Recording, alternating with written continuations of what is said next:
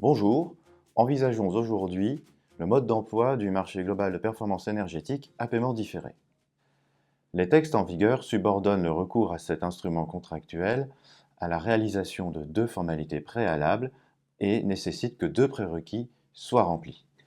La première formalité qu'il faut réaliser avant de se lancer dans un marché global de performance à paiement différé et la réalisation d'une étude préalable.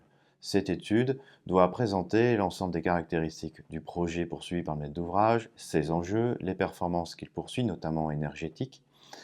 L'étude préalable doit ensuite s'intéresser aux avantages et aux inconvénients que le MGP à paiement différé présente par rapport aux autres modes de contractualisation qu'offre la commande publique. Une fois finalisée, l'étude préalable est soumise pour avis à l'organisme expert Fininfra. Cet avis est ensuite joint à la délibération de principe de l'organe délibérant de la collectivité ou de l'EPCI maître d'ouvrage. L'étude préalable ne doit pas être assimilée à l'évaluation préalable que l'on connaît en matière de contrat ou de marché de partenariat. C'est un exercice beaucoup plus simple et beaucoup plus opérationnel. La deuxième formalité préalable qu'il faut réaliser est l'étude de soutenabilité budgétaire.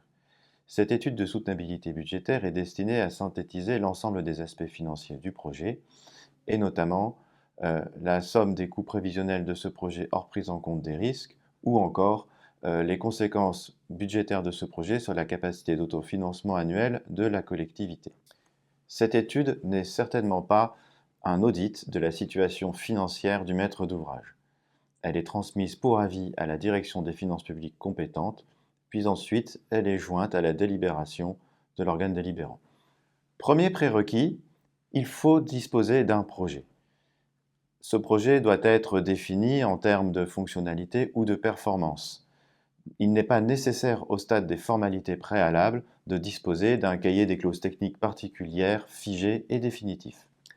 Deuxième prérequis, disposer d'une maîtrise d'ouvrage efficace.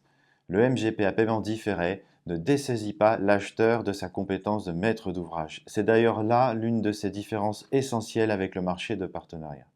En conséquence, l'acheteur doit soit internaliser les compétences nécessaires, soit s'entourer des conseils techniques, juridiques et financiers compétents en la matière. Voilà, vous savez maintenant l'essentiel sur le marché global de performance énergétique à paiement différé. Bonne rénovation!